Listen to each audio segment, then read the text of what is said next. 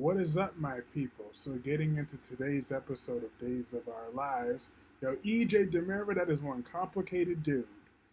He did multiple things in this episode. Without doing much, he did a lot.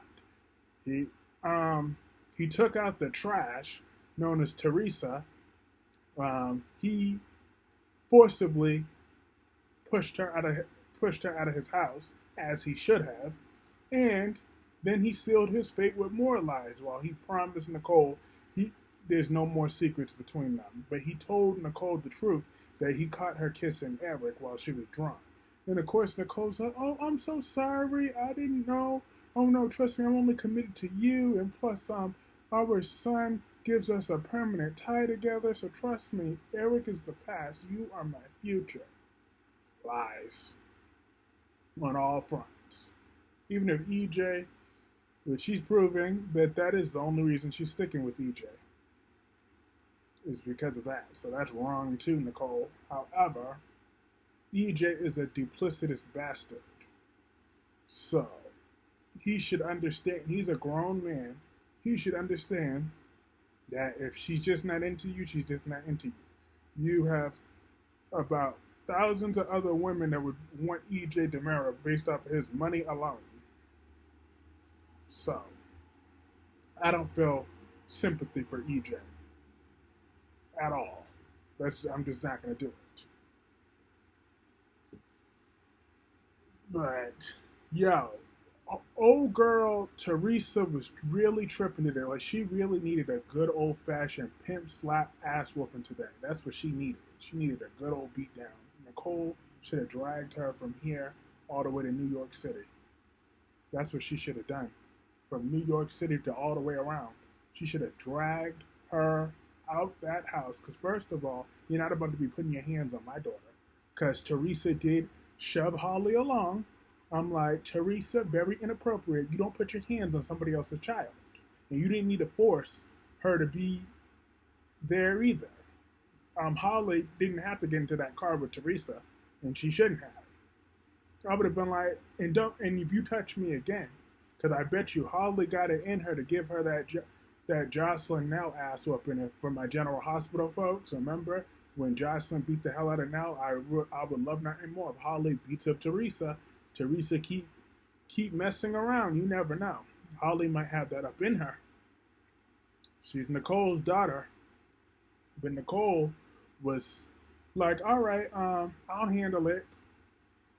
So yeah, this is a family matter, Teresa. And Teresa's like, "Oh, I get it why you're covering for Holly, because this is a house of criminals and liars and blah blah blah." And then Nicole's like, "You know what? Get out my house before I throw you out."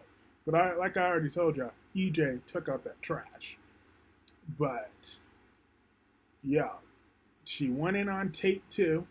So Brady took Teresa's side, which sucks.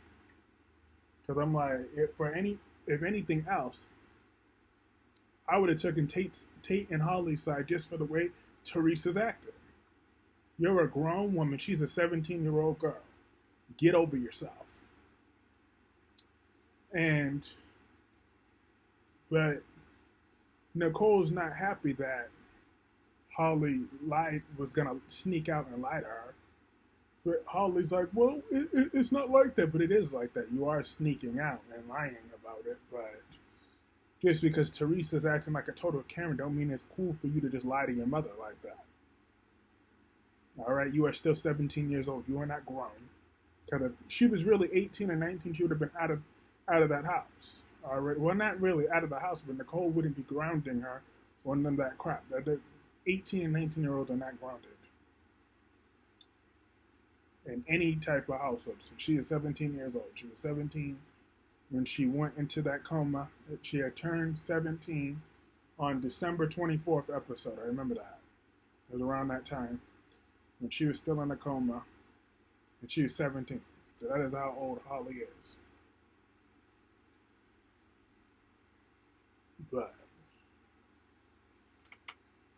yeah, old girl Teresa is really bugging right now. And then she got rewarded for being the most caring in the world, and she got engaged to that idiot known as Alex. Alex is an absolute idiot. So he was talking to Maggie when I talk about, oh well, I know. Let's bury the hatchet for Victor because that's my father. That's my father. Yep. And being Victor's son is this and that. Like, but he had the nerve to say, oh no, but it's not. It's not just about the money and power. Yes, it is for you because if your daddy was a bum like Eric Brady, you telling me that you would have ditched Justin just like that? If your dad was a bum like Eric Brady, I doubt it. So you're just a dickhead and a gold digger. But you're gonna get what's coming to you when you're a fraud. But Maggie forgave him and they made nice. I'm like, Maggie, you're a much nicer person than I could be in this lifetime. Because I would have told Alex all about himself. I'd been like, that's why Victor would have never claimed you. Because luckily, Victor didn't have to claim him. Because that's not his child. Xander is. And I can't wait for Xander to get what's rightfully his. And I can't wait until Xander very insensitively throws Alex out. And when Alex is humiliated, when Teresa's exposed for the scumbag that she is. Because people already don't like her, but now she's like, she put herself in an unredeemable position, and I'm more than here for it. She's never going to come back. Probably. It won't even matter if the original actress returned to the role. It don't matter who's playing the character. It's just, Teresa is finished, and I'm 1,000% here for it. Bye, trash. Because that's what she is. She's pure, unfiltered, just disgusting piece of trash, and so is Alex.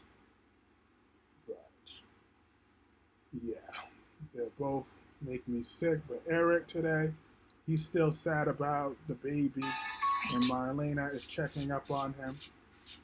Right. Marlena's a nice mom. She's a good mom. But Eric is going to get his son back and throw hands with EJ when this truth comes out, and I can't wait for that. That's going to be good.